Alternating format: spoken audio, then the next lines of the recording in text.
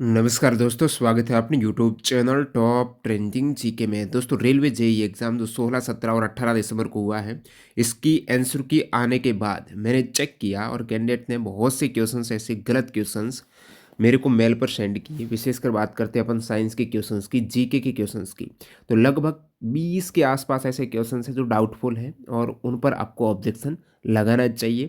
तो कौन सी शिफ्ट का कौन सा सवाल है और एनसीईआरटी प्रूफ सहित बात करने वाले हैं और क्वेश्चंस बनाने में एनसीईआरटी प्रूफ है आपको बताऊंगा पेपर बनाने वाले ने किस टाइप से लॉजिक लगाया है उस प्रश्न को बनाने में, उसके बावजूद गलत बना दिया वो प्रश्न।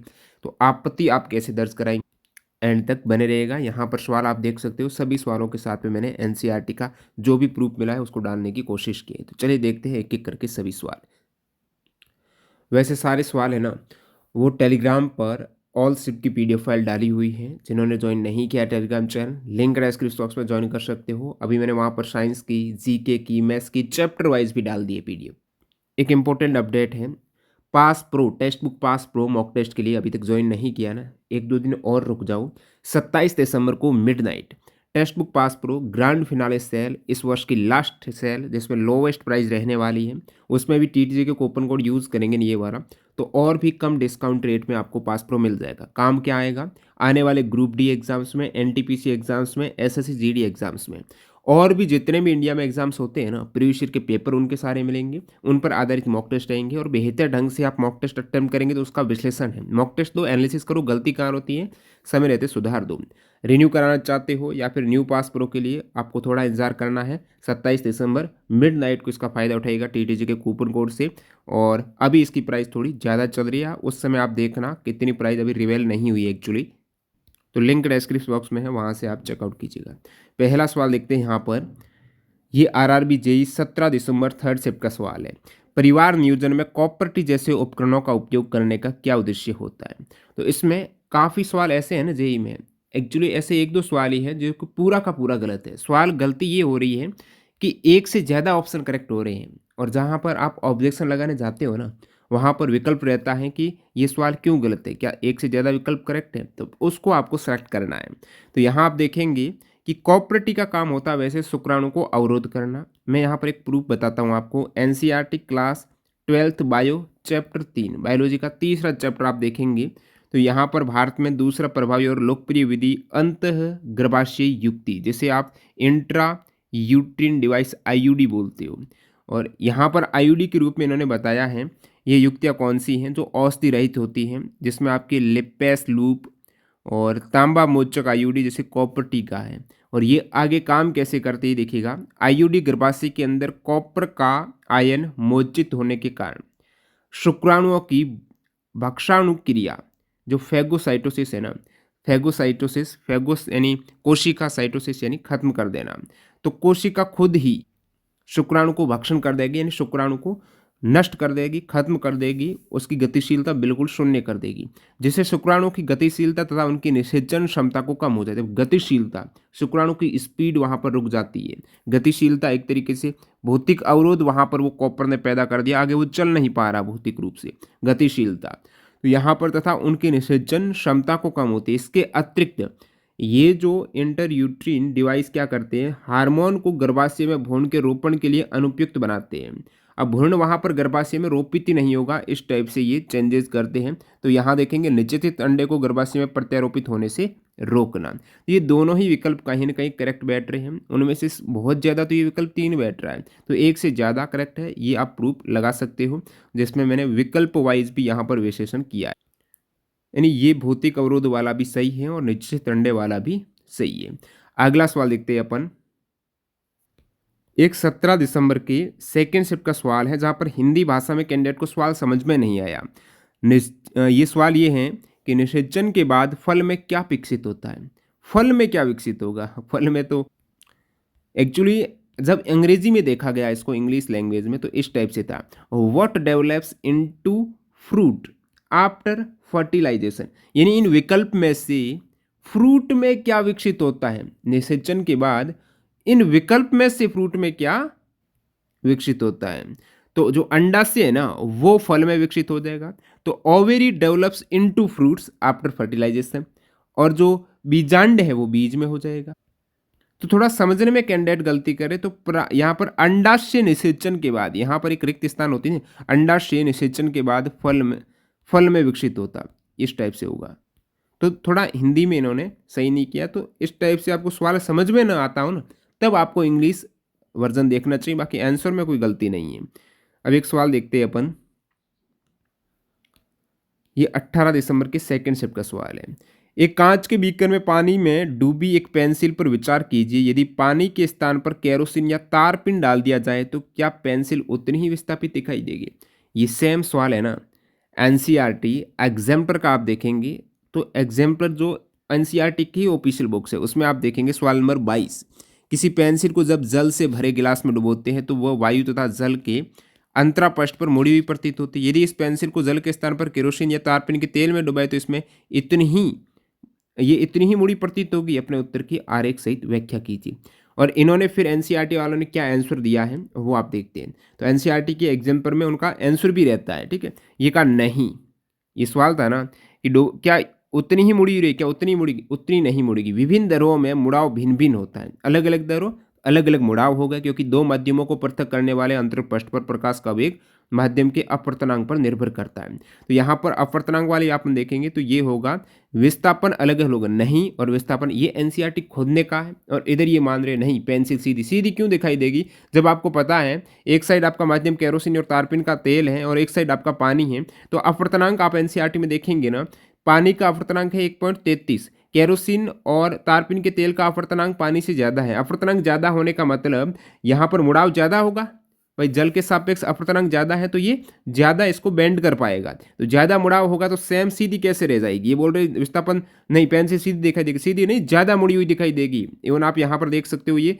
पूरा एनसीईआरटी आपका। अब एनसीईआरटी में एक्चुअली जो बुक में दे रखा है ना ऑप्टिक्स वाला क्लास 10th का चैप्टर, यदि पानी के स्थान पर हम कोई अन्य दरों जैसे केरोसिन या तारपीन का तेल प्रयोग करें तब भी पेंसिल उतनी ही मुड़ी हुई दिखाई देगी।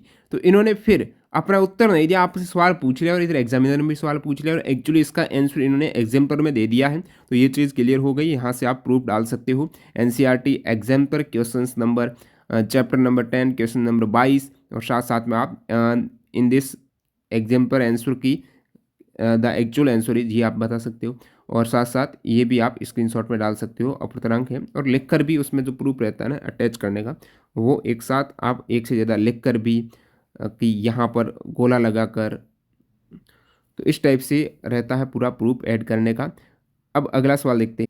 अब आप ग्रुप डी को फोकस कर रहे हो ना, तो पिछली बार रेलवे में ग्रुप डी में एनसीईआरटी एग्जाम्पल से ही मैक्सिमम क्वेश्चंस थे जो कि अच्छे लेवल के रहते हैं। तो क्लास 9 10th के हमने एग्जाम्पल प्लस केवल एग्जाम्पलर ही नहीं, पाठ्यपुस्तक के फैक्ट एग्जाम्पल, अभी एएलपी के आंसर किया ही, आरपीएफ एसआई की, जेई की, तो इनके क्वेश्चंस भी वहाँ पर अपडेट हो गए हैं लगभग। जेई के रहे हैं तो वो कर देंगे फ्री में, बाद में आप डाउनलोड कभी भी कर सकते हो एक बार। तो ये सभी चैप्टर वाइज हमने एग्जाम्पल के क्वेश्चन है, फैक्ट स्टेटमेंट सारा कुछ कवर किया है, जो देख सकते हो लिंक डिस्क्रिप्शन बॉक्स में कैसे ई बुक लेनी है।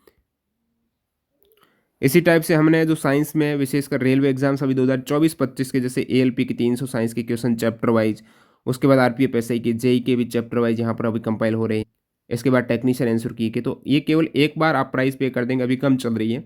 तो सारे एग्जाम जो भी होंगे ना रेलवे का अभी वर्तमान में, उनको आपको चैप्टर और डिटेल्ड एक्स्ट्रा फैक्ट सहित ई बुक मिल जाएगी, लिंक डिस्क्रिप्शन बॉक्स में ले सकते हो। करंट की भी जितने लेटेस्ट एग्जाम हुए हैं चैप्टर वाइज एएलपी और आरपीएफ ऐसे की जो 400 के आसपास करंट है, जिसमें कुछ इंपॉर्टेंट रिपोर्ट सहित भी देख सकते हो। एक सवाल देखिएगा, 18 दिसंबर सेकेंड शिफ्ट का सवाल है।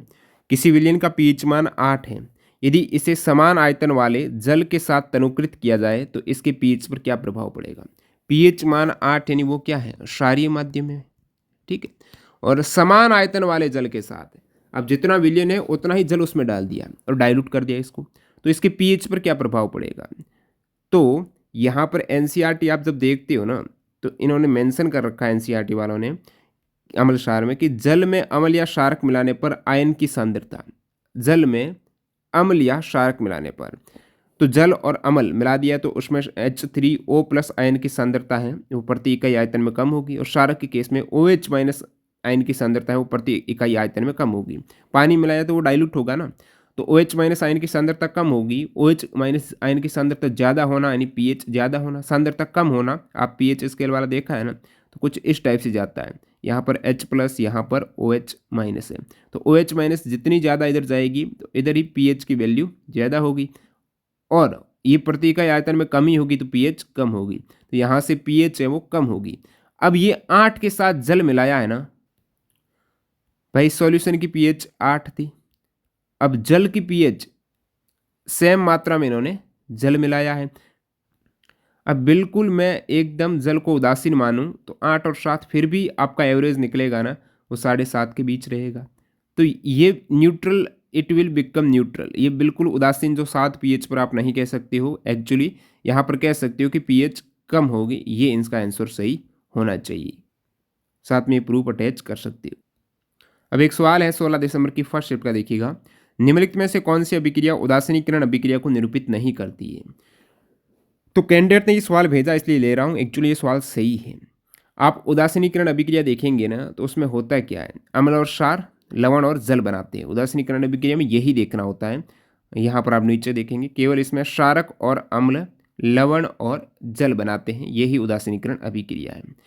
इसी के साथ एनसीईआरटी में ये भी मेंशन है कि जब धातु कार्बोनेट या धातु हाइड्रोजन कार्बोनेट, धातु कार्बोनेट इसकी अम्ल से रिएक्शन कराएंगी, लवण बनेगा, कार्बन डाइऑक्साइड गैस और जल बनेगी। तो ये धातु कार्बोनेट के अम्ल से रिएक्शंस का इन्होंने एग्जाम्पल दे दिया।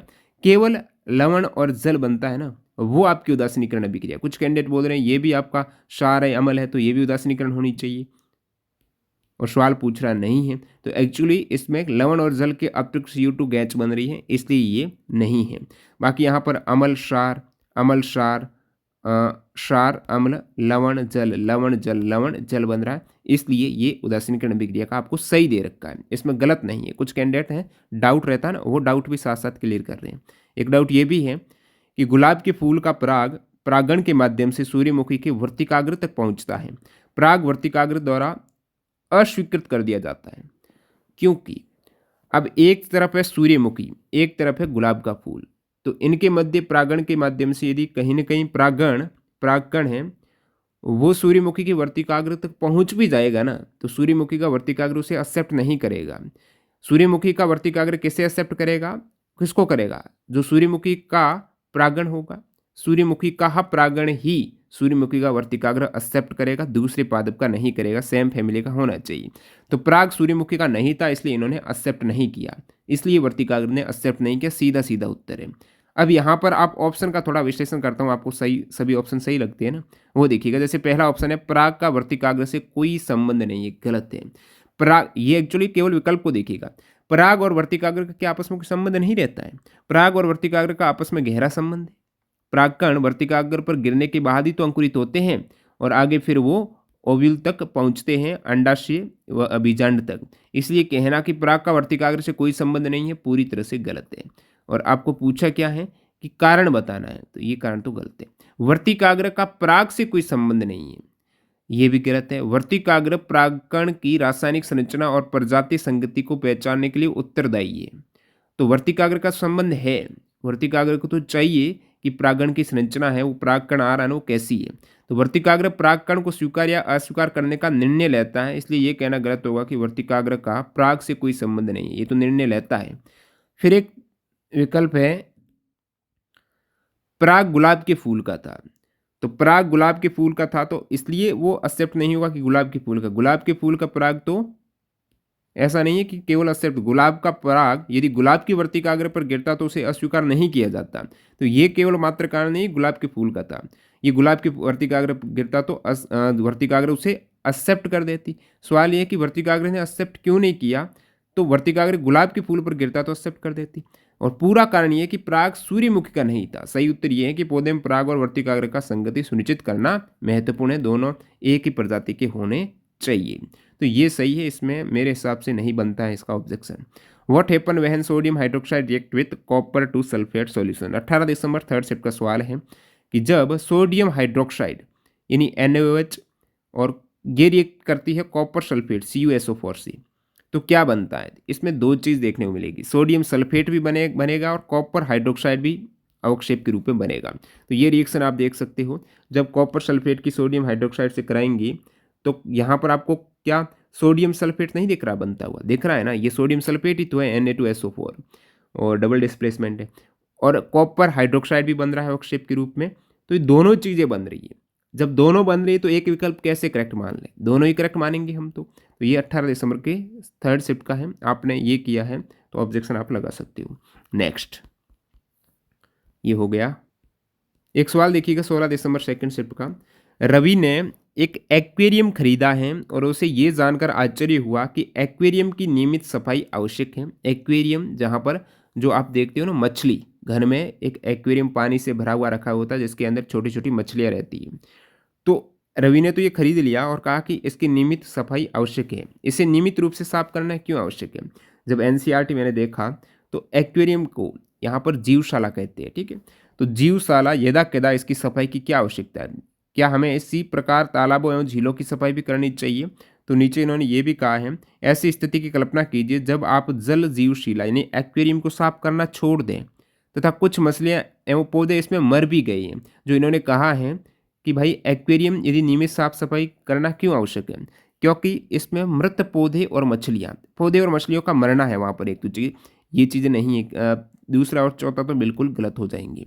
मृत मछलियों, एक तो बोल रहा है कि मृत मछलियों और पौधों को जल में डिस्पोज न करके, अब इनको जल में ही आपको नहीं दफनाना है मछलियों और पौधों को, उन्हें मृदा में ही डिस्पोज किया जाना चाहिए। और ये बोल रहा है कि मृत मछलियाँ और पौधे सूक्ष्म जीवों द्वारा विघटित हो जाते हैं और उसमें दुर्गंध आती है। एक्चुअली ये सही होना चाहिए। यहाँ आप देखेंगे ना एनसीईआरटी में तो इन्होंने ये स्पष्ट किया है कि इसमें मर गए ना, तो क्या आपने सोचा है कि अब जब एक जीव मरता है, जीवाणु और कवक जैसे सूक्ष्म जीव मृत जीव अवशेषों का अपमार्जन करते हैं। तो जीवाणु और कवक हैं उसको अप विघटित करेंगे ना, और विघटित करेंगे दुर्गंध आएगी। ये सूक्ष्म जीव अपमार्जक है क्योंकि ये जटिल कार्बनिक पदार्थों को सरल अकार्बनिक पदार्थों में बदलते हैं जो मिट्टी में चले जाते हैं और पौधों द्वारा पुनः उपयोग में लाए जाते हैं। तो मिट्टी में इसलिए डालना चाहिए कि इनको बाद में मिट्टी में ही पौधे इसका उपयोग कर सकें पुनः पूर्ति हेतु। ये इन्होंने कारण बताया मिट्टी में डालने का, लेकिन एक्चुअली एग्जामिनर यहाँ पर इसको सही रूप नहीं दे पाया ऑप्शंस को। तो ये सही होना चाहिए, विघटित होंगे तो उसमें दुर्गंध आएगी और मृदा में भी, अब ये जल में इसलिए सफाई आवश्यक है कि इसको जल में न रख के मृदा में रखना चाहिए ताकि पुनः पूर्ति हो। तो ये विकल्प भी कहीं ना कहीं सही बैठ रहा, दोनों ही सही है, ठीक है। नेक्स्ट देखते हैं। एक जीके का क्वेश्चन है कि according to annual report 2019-20 ministry of textile India's textile industry contribute what percentage to the industry output in value terms? 7% सही है। एक कैंडिडेट ने बोला कि ये गलत है, नहीं ये सही है, इसमें कोई डाउट नहीं। नेक्स्ट, एक सवाल है 16 दिसंबर सेकंड शिफ्ट का। The Fleming's right hand rule is use to find the, Fleming के दाएं हाथ के नियम का उपयोग क्या ज्ञात करने के लिए किया जाता है? तो फ्लेमिंग के दाएं हाथ के नियम का उपयोग है ना, एक्चुअली वो प्रेरित धारा की दिशा ज्ञात करता है, इंड्यूस्ड करंट की दिशा। इन्होंने कहीं पर भी ऑप्शन में इंड्यूस्ड करंट मेंशन न करके करंट की दिशा जरूर पूछा, डायरेक्शन ऑफ द करंट। अब करंट है, इंड्यूस्ड है, वो मान लेते ये इंड्यूस्ड ही धारा है ना, इंड्यूस्ड मानो वो है तो धारा ही, तो direction of current of A current carrying conductor. अब धारा किससे बहेगी? जिससे करंट बह सकती है, या फिर धारावाही चालक में धारा की दिशा ज्ञात की जाती है। तो ये सही विकल्प है। यहाँ पर धारावाही चालक से संबंध चुंबकीय क्षेत्र की दिशा नहीं। फ्लेमिंग राइट हैंड रूल से डायरेक्शन तो आ जाती है चुंबकीय क्षेत्र की, लेकिन इसका उद्देश्य क्या है, क्या फाइंड करने के लिए यूज करते हैं? इसका उद्देश्य यही है कि इंड्यूस्ड करंट की डायरेक्शन फाइंड करना है। बाकी ये तो बाई प्रोडक्ट मिल ही रहे हैं, लेकिन मेन उद्देश्य यही है कि इसका उपयोग धारावाही चालक में इंड्यूस्ड करंट की दिशा, आप देखेंगे ना एनसीईआरटी में प्रूफ देख सकते हो। चुंबकीय क्षेत्र की गति कराकर जब चुंबकीय क्षेत्र से कोई भी धारावाही चालक की गति से वहाँ पर प्रेरित विद्युत धारा उत्पन्न की जाती है, तो यहाँ पर इन्होंने कहा कि जब कुंडली की गति की दिशा चुंबकीय क्षेत्र की दिशा के लंबवत तथा कुंडली में उत्पन्न प्रेरित धारा अधिकतम होगी, इस स्थिति में प्रेरित विद्युत धारा की दिशा ज्ञात करने के लिए, देखिएगा प्रेरित विद्युत धारा की दिशा ज्ञात करना है, ठीक है। एक सरल नियम का उपयोग करते हैं, जैसे इन्होंने बाद में कहा कि फ्लेमिंग का दक्षिण हस्त नियम की यहाँ पर बात हो रही है। और यहाँ पर इस नियम के माध्यम से आप देखेंगे ना, दाहिने हाथ की तर्जनी, राइट हैंड की तर्जनी, मध्यमा और अंगूठे को आपको 90 डिग्री के एंगल में रखना है। तो तर्जनी अपनी इंडेक्स फिंगर है ना, वो चुंबकीय क्षेत्र की दिशा को जरूर बताएगी, अंगूठा चालक की गति की दिशा को बताएगा। तो चालक की गति की दिशा और चुंबकीय क्षेत्र की दिशा भी, लेकिन मध्यमा प्रेरित धारा की दिशा को बताएगी, जो आपको एक्चुअली फाइंड करना है। तो यहाँ पर चालक की गति की भी दिशा की बात हो रही है, यहाँ पर चुंबकीय क्षेत्र की दिशा की भी बात हो रही है, यहाँ पर धारावाही चालक में धारा की दिशा की भी बात हो रही है। एक्चुअली प्रेरित धारा की दिशा की बात होनी चाहिए, और फ्लेमिंग के दाएं हाथ के नियम का उपयोग ज्ञात करने के लिए, ज्ञात तो प्रेरित धारा की दिशा करने के लिए ही किया जाता है, बाकी ये ज्ञात हो जाते हैं साथ में। तो जिनको लगता है तो ये प्रूफ डाल सकते हो, इस टाइप से दे रखा कि ये भी ज्ञात कर सकते हैं। बाकी जिन्होंने ये कर रखा है आई थिंक इसमें नहीं जाना चाहिए। नेक्स्ट देखते हैं। ये हो गया आपका, ये हो गया, ये भी हो गया, ये हो गया, हाँ ये है। निम्नलिखित में से कौन सा पादपों में पुनर्जनन का उदाहरण है? पादपों में पुनर्जनन, एक्चुअली आप देखते हो ना पुनर्जनन, वो पादपों में कम देखते हो आप, तो जीवों में जैसे आप प्लेनेरियन में देखा, एनसीईआरटी में मेंशन कर रखा है ना पुनर्जनन का, ये इस टाइप से है। इसे पुनरुद्भवन भी कहते हैं, जिसमें एक जीव होता है ना, उसके शरीर के विभिन्न टुकड़े अलग अलग अंगों से फिर एक नया जीव पैदा हो रहा है, यही पुनरुद्भवन है। और इसके फिर इन्होंने उदाहरण में क्या बताया है, नया जीव उत्पन्न हो जाता है। उदाहरण में आप देखेंगे हाइड्रा तथा प्लेनेरिया जैसे सरल प्राणियों को यदि कई टुकड़ों में काट दिया जाए तो प्रत्येक टुकड़ा विकसित होकर पूर्ण जीव का निर्माण कर देता है। तो हाइड्रा और प्लेनेरिया इसका उदाहरण बताया। अब विकल्प देखेंगे, हाइड्रा में मुकुलन, पुनरुज्जनन अलग है, थोड़ा मुकुलन अलग है। मुकुल बाहर निकलता है एक अलग से, अंग का टुकड़ा नहीं, अलग से मुकुल बाहर निकलता है। और हाइड्रा में बाकी ये भी देखने को मिलता है रीजनरेशन, जो पुनर्जनन है, लेकिन ये इन्होंने मुकुलन मेंशन किया ना, तो ये नहीं कह सकते अपन। कटिंग से नए पादप का विकास, एक्चुअली ये कायिक प्रवर्धन है ना, उसकी बात होती है कायिक जनन की। तो कायिक जनन में और पुनर्जनन में इनको पादप के केस में मान सकते हैं कि कटिंग से नए पादप के विकास से पुनर्जनन, ये सही है, कोई दिक्कत इसमें। बाकी ये पादप की बात हो रही तो अपन मनुष्य में कहाँ जाएंगे, बैक्टीरिया में नहीं जाएंगे। तो ये विकल्प 1 और 4 में थोड़ा डाउट था ना, तो 1 यहाँ पर थोड़ा क्लियर दिख रहा है। नेक्स्ट देखते हैं।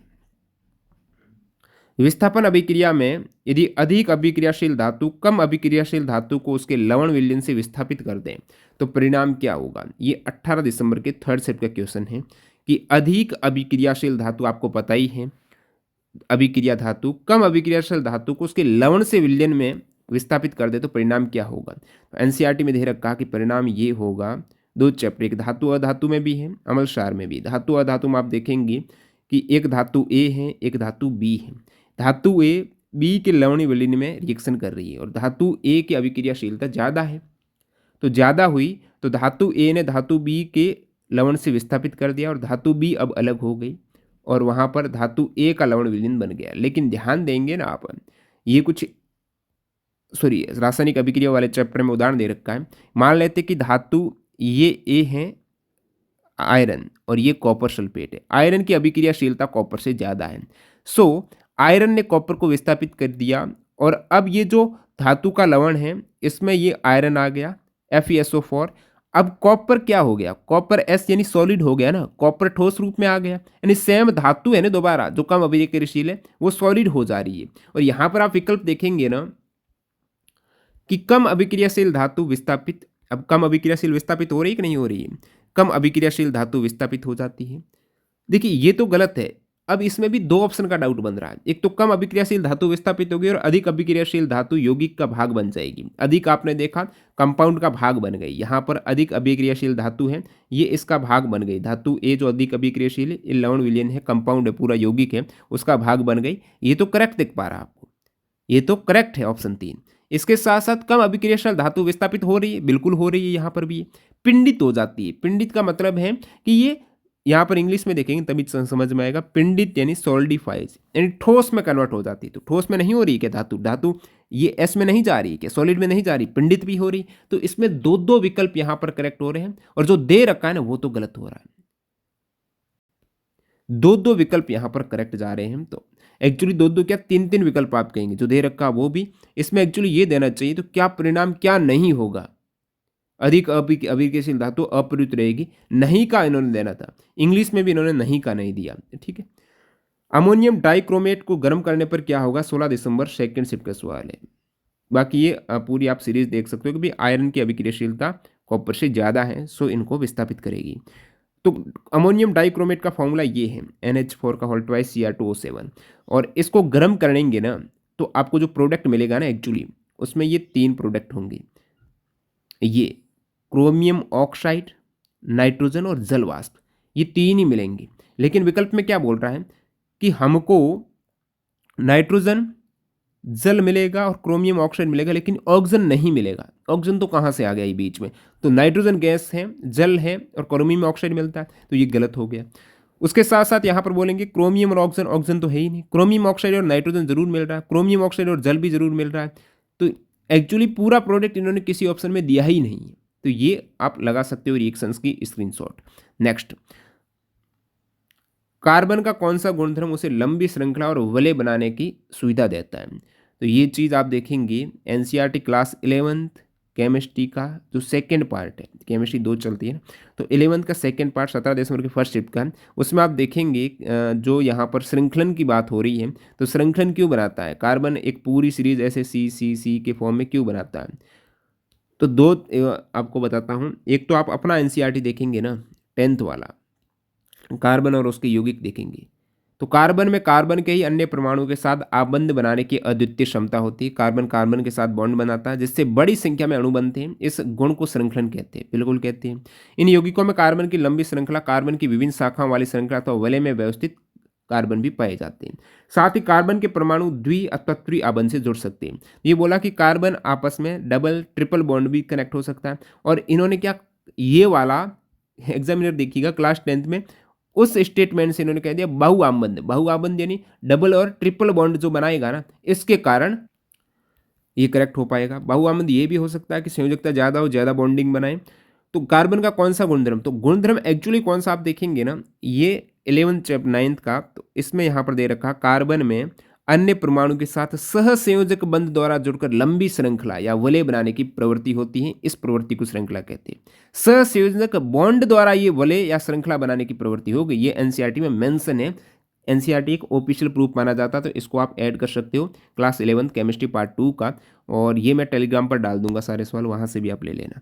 बहु आबंध बनाने की क्षमता के स्थान पर सहसंयोजक आबंध बनाने की क्षमता है ना, ये करेक्ट हो जाना चाहिए आपका। ठीक है, नेक्स्ट देखते हैं सवाल आपका।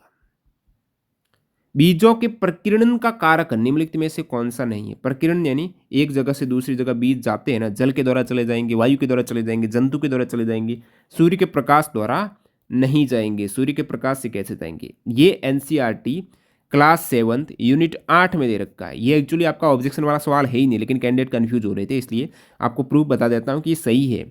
प्रकृति में पादप के फलों या बीजों का प्रकीर्णन पवन, जल और जंतुओं द्वारा होता है।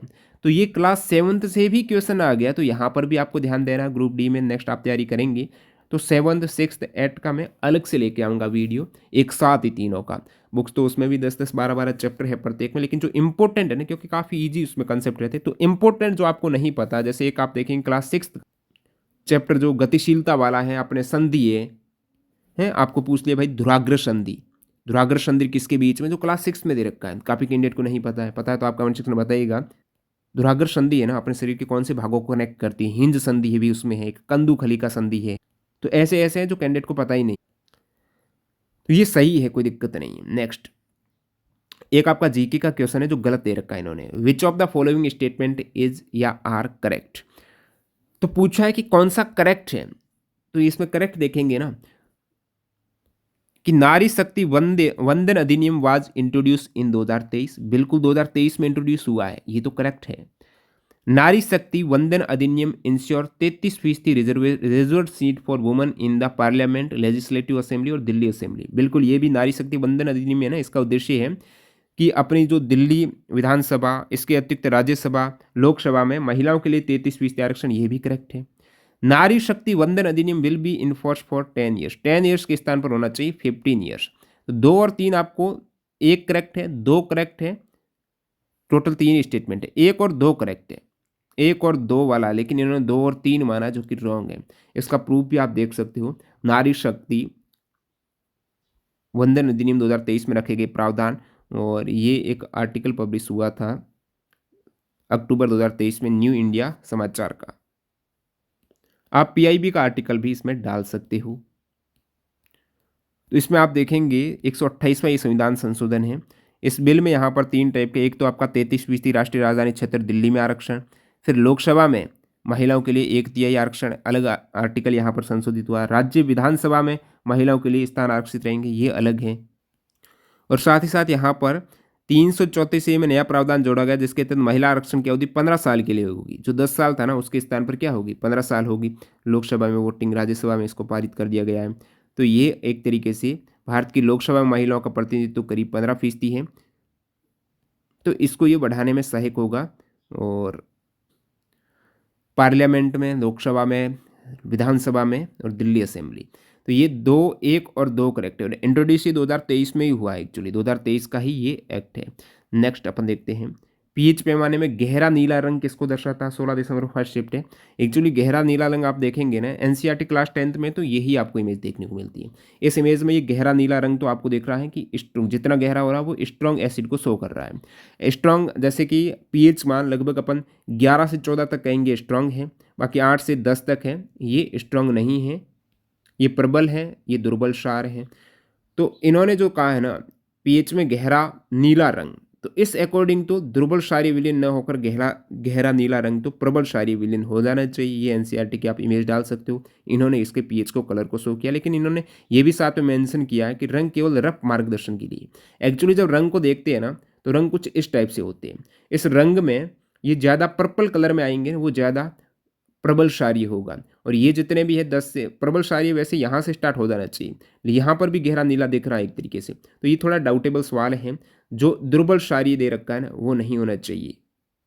नीला तो हम प्रबल क्षारीय में ही जाता है। आप अन्य इमेज देखेंगे ना नीला कलर लगभग 11-12 में, जो एक प्रबल क्षार को ही दर्शाता है 11 से ज़्यादा। तो ये भी एक डाउटफुल सवाल है। एक सवाल था, हाँ यही है सेम ही। कैंडिडेट बोल रहे ये भी गलत है, ये भाई सही है ना। जनन कोशिका में गुणसूत्र की संख्या, जनन कोशिका जैसे कि अपन शुक्राणु जनन कोशिका है, अंडाणु जनन कोशिका है, इनमें 23 गुणसूत्र रहते हैं और दोनों मिलेंगे तब 46 होंगे ना। तो ये असूत्री विभाजन होगा तब यहाँ पर पूरे गुणसूत्र हो जाएंगे। तो ये 23 ही होंगे गुणसूत्र, इसमें द्विगुणित नहीं रहेंगे, द्विगुणित तो बाद में होंगे। तो ये सही दे रखा है, आप कन्फ्यूज, जल्दबाजी में आपने गलत किया होगा, लेकिन ये डाउटेबल है ही नहीं सवाल, ये हो गया आपका ऑलरेडी। उसके बाद एक सवाल है जीके का, वो देखिएगा। Which country gave the name दाना to the cyclone that hit India from the Bay of Bengal? जो दाना आपका साइक्लोन है ना, इसका नाम किस देश ने दिया है? सऊदी अरब ने नहीं दिया है। इसका मैं प्रूफ बताता हूँ। आप पीआईबी गवर्नमेंट की ऑफिशियल वेबसाइट है, यहाँ से प्रूफ एक्सेप्ट हो जाएगा आपका। तो इसको यहाँ पर मैंने ऐड किया। एक्चुअली 2020 का आर्टिकल है, इनका नामकरण बहुत पहले हो चुका है। आप पूछ 2000 अभी जो चक्रवात अभी आया, लेकिन क्या अभी नामकरण हुआ? नहीं, 2020 में ही कमेटी बन गई थी जिसमें जो भी मेंबर्स कंट्री थी इसकी, यहाँ पर WMO की मेंबर कंट्री थी, इनों का आप देख सकते हो। इसमें इन्होंने कहा कि कौन सा चक्रवात का नाम किसने दिया। जैसे कतर ने दिया है शाहीन, शाहीन, दाना, दाना, दाना, लुल्लू, ये सभी कतर के द्वारा दिए गए नाम हैं। अलग अलग चक्रवात है, कॉलम 1 2 3 4 है। एक तो इसका नाम, एक प्रोनाउंसिएशन आप कैसे करेंगे, दाना को दाना के नाम से ही आप उच्चारित करेंगे, नाम और प्रोनाउंसिएशन। ये काफ़ी कॉलम बड़ा है, आप नीचे देखेंगे ये पूरी है, इसमें लगभग 12-13 ऐसे कॉलम हैं, अलग अलग चक्रवात एक देश ने नाम दिए हैं। और उसमें इंडिया का भी है, जैसे गति है, तेज है, ये इंडिया ने नाम दिए चक्रवातों के। लेकिन ये जरूरी नहीं कि अभी चक्रवात आए तो अभी नाम बहुत पहले दिए जा चुके हैं, यानी कहाँ से चक्रवात आएगा उसका क्या नाम रखेंगे। तो कतर ने इनका नाम दे दिया, कतर यहाँ पर करेक्ट है दाना के केस में। ये आप आर्टिकल ऐड कर सकते हो। इन्होंने सऊदी अरब माना, जो गलत हो जाएगा। तो ये आपका प्रूफ हो गया। एक सवाल पूछा एक्चुअली कि प्रयोगात्मक रूप से अवतल दर्पण की फोकस दूरी कैसे निर्धारित की जा सकती है। आप एक्सपेरिमेंटली पूछा है ना, प्रयोगात्मक रूप से प्रयोग करना आपको, फोकस दूरी का प्रयोग करके आपको दे दिया, मान लिया अवतल दर्पण है और बता दिया भाई इस अवतल दर्पण की फोकस दूरी निकाल के लेके आओ। आप कैसे निकालोगे? तो यहाँ पर इस सवाल में थोड़ी मिस्टेक, क्या बताऊँ आपको, मिस्टेक ये है कि इंग्लिश वर्जन में ऑप्शन अलग है और हिंदी वर्जन में ऑप्शन अलग है। कैसे? हिंदी वर्जन में जो सही उत्तर देखेंगे, दर्पण और इसके द्वारा बनाई गई वस्तु की प्रतिबिंब के बीच की दूरी मापकर। जो आपका अवतल दर्पण है और ये अवतल दर्पण जो प्रतिबिंब बना रहा है, इनके मध्य की डिस्टेंस मेजर करके आप फोकस दूरी कैसे निर्धारित करेंगे। प्रतिबिंब तो कहीं पर भी बन सकता है। एक्चुअली इनको देना ये चाहिए कि measure the distance between the mirror and the image. दर्पण और इमेज के मध्य की दूरी तो है, दर्पण और इमेज के मध्य की दूरी तो है, लेकिन यहां पर किस इमेज किसकी, कौन से ऑब्जेक्ट की? Distant object found by it. Distant यानी बहुत दूर ऑब्जेक्ट, जैसे सूर्य बहुत दूर है। अब सूर्य बहुत दूर एक अनंत पर है ना, तो अनंत से आती हुई प्रकाश किरण कहाँ पर जाएगी? आप कहेंगे सीधे मुख्य फोकस पर जाएगी। मुख्य फोकस पर नहीं जाएगी क्या? जाएगी। तो डिस्टेंट ऑब्जेक्ट होगा, तो मुख्य फोकस पर जब अनंत प्रकाश किरण जाएगी तो अपन क्या करेंगे, दर्पण को या फिर पर्दे को इस टाइप से व्यवस्थित करेंगे कि फोकस पर अपना प्रतिबिंब बने। अनंत सूर्य का प्रतिबिंब अपन कहाँ पर बनाने की कोशिश करेंगे, पर्दे को एडजस्ट करेंगे ताकि प्रतिबिंब बने, क्योंकि अनंत से आ रहा सूर्य के प्रकाश, तो प्रतिबिंब फोकस पर ही बनेगा, सूक्ष्म प्रतिबिंब वहां पर बनेगा। ऐसे तो आप कोई मोमबत्ती की लो ले सकते हो, काफ़ी दूर रख दो दर्पण से, तो वहाँ से आपकी डायरेक्टली फोकस दूरी आ जाएगी, क्योंकि वहाँ पर फोकस से ही बनेगा, और वो आप मेजर कर लेना भाई कितना दूर बन रहा दर्पण से, वही आपकी फोकस दूरी। तो प्रैक्टिकली तो ऐसे मेजर हो जाएगा आपका, कोई दिक्कत नहीं है। लेकिन इन्होंने विकल्प में थोड़ी गड़बड़ी की है, क्योंकि एनसीईआरटी का भी मैं आपको बताता हूँ ना, ये एक्चुअली सवाल आ गया क्रियाकलाप से। क्रियाकलाप से इससे पहले भी एएलपी में एक सवाल मैंने बताया था, जो क्रियाकलाप से सवाल आया था, जो सवाल था किसमें छबलित पत्ती पाई जाती है, वो वाला सवाल।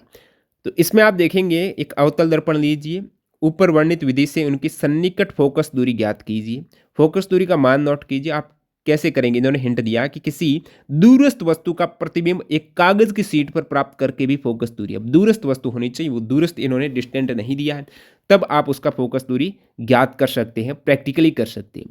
तो आप कहेंगे क्या हम प्रैक्टिकली इसकी फोकस दूरी, मैक्सिमम कैंडिडेट ने क्या उत्तर दिया है, ध्रुव और वक्रता केंद्र के बीच की दूरी माप कर।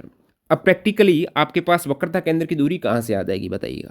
वक्रता केंद्र की दूरी सो फोकस दूरी से ही निकलेगी भाई। वक्रता केंद्र की दूरी पहले कहाँ से आ जाएगी, पहले तो आपको फोकस दूरी निकालनी पड़ेगी। प्रैक्टिकली आप पहले फोकस दूरी निकालेंगे, उसकी दोगुनी करेंगे तो वक्रता केंद्र की दूरी आ जाएगी। तो ये प्रैक्टिकली ऐसे संभव नहीं है। परावर्तन कौन है, इसका कोई मतलब नहीं है। दर्पण का व्यास है, व्यास का क्या मतलब हुआ, द्वारक जो मापते हैं, तो ये प्रैक्टिकली तो संभव रहता है। ये वाला दर्पण का कैसे व्यास बनाओगे, वो इतना सा है। तो दर्पण और इसके द्वारा बनाई गई वस्तु की प्रतिबिंब के बीच की दूरी मापकर, और डिस्टेंट ऑब्जेक्ट दूरस्थ प्रतिबिंब होना चाहिए यहाँ पर। दर्पण और उसके द्वारा बनाई गई दूरस्थ वस्तु के प्रतिबिंब की दूरी मापकर, ये होना चाहिए। तो ये आपको बता दिया। दिए गए कथन के संबंध में निम्नलिखित में से कौन सा विकल्प गलत है।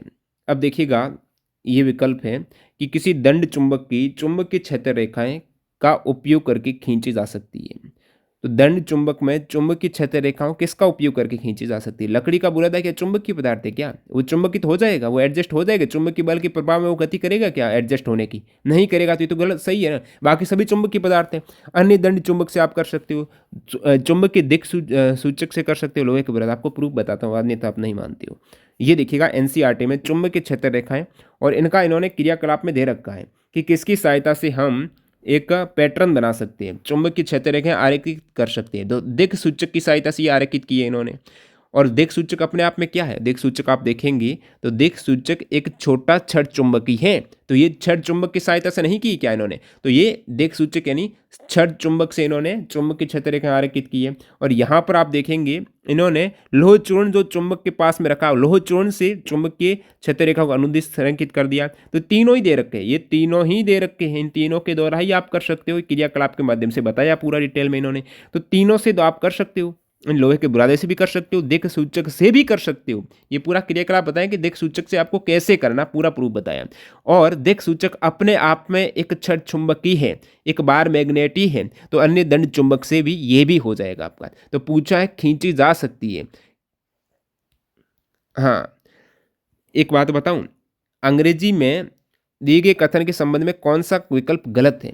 तो गलत विकल्प ध्यान दीजिए, कैंडिडेट पूरा पढ़ा नहीं, केवल ये देख लिया किसी दंड चुंबक की चुंबकीय क्षेत्र रेखाएं का उपयोग करके। अब कैंडिडेट बोल रहा है चुंबकीय क्षेत्र लोहे के बुरादे का भी उपयोग करके खींच सकते हैं, चुंबकीय दिक् सूचक से भी खींच सकते हैं, लेकिन गलत पूछा है। गलत तो ये कि लकड़ी के बुरादे का उपयोग करके खींची जा सकती है, ये नहीं खींची जा सकती, जो गलत है। तो ऊपर नहीं पढ़ा, ये पढ़ा, तो आपका डाउट क्रिएट हो गया 17 दिसंबर थर्ड शिफ्ट का। ठीक है, नेक्स्ट देखते हैं। और बाकी इंग्लिश में तो ये था, the magnetic field lines of A bar magnet may not be drawn using, तो डायरेक्टली यही दे रखा था, ऐसे नहीं था कि गलत स्टेटमेंट, तो सीधा था। अंग्रेजी में तो कोई दिक्कत नहीं होनी चाहिए।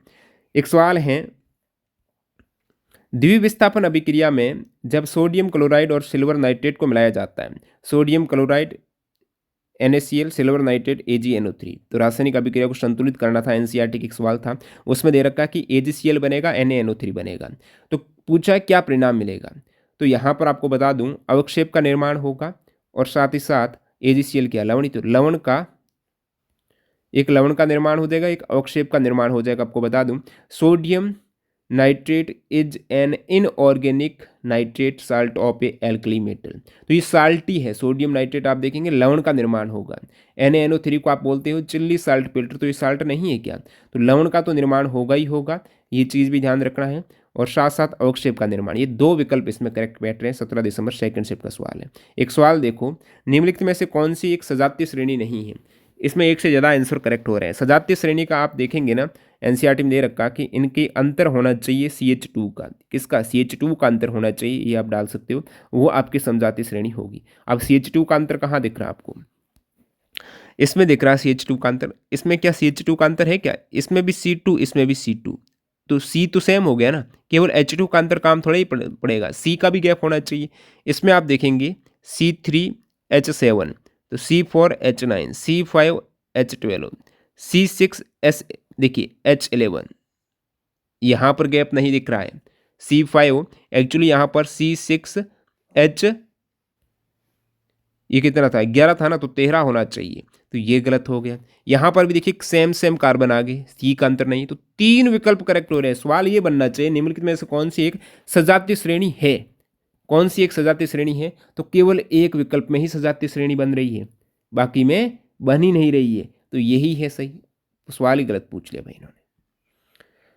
What property of carbon allowed long chain का आपको बता दिया है कौन सी प्रॉपर्टी। तो ये सारे सवाल एक ही वीडियो में हमने कंप्लीट करने की कोशिश की। लगभग 28 के आसपास क्वेश्चंस आपके समक्ष थे। काफ़ी क्वेश्चन सही थे जो आपको डाउटफुल थे, और कुछ क्वेश्चंस हैं आपको प्रूफ सहित मैंने बता दिए हैं। इस एफर्ट के लिए लाइक कर देना। पूरा मेरे को एक दिन लग गया था इसके प्रूफ वगैरह ढूंढने में, गलत क्वेश्चंस ढूंढने में, तो एफर्ट के लिए लाइक बनता है। इसके PDF के लिए टेलीग्राम चैनल ज्वाइन कर लेना। और जो भी इंपॉर्टेंट ई बुक है टॉप ट्रेंडिंग GK की, डिस्क्रिप्शन बॉक्स में हमारी वेबसाइट है, उस पर विजिट कीजिएगा। एक डेमो वीडियो भी डिस्क्रिप्शन बॉक्स में है, जहाँ से आप चेक कर पाएंगे कैसे आपको ई बुक लेनी है, और वेरी यूजफुल है आने वाले group D, NTPC, RPF constable वाला कैंडिडेट। क्या करो, मैंने चेक किया RPF में साइंस के सवाल NCERT से नहीं आ रहे, टिपिकल TCS लेवल के आ रहे। तो TCS 2023 और 24 की हमारी साइंस है ना, उनकी एक अलग से ई बुक है जिसमें 2023-24 का सेम लेवल यहाँ पर मैंने RPF कांस्टेबल में SI में देखा, तो उसमें हमारी ई बुक जो लगभग 1200 क्वेश्चन के एक्स्ट्रा फैक्ट है, वो आप ले सकते हो। वेरी यूजफुल रहेगी, मिनिमल प्राइस में 30 रुपये के आसपास। मिलते हैं नए वीडियो में, धन्यवाद।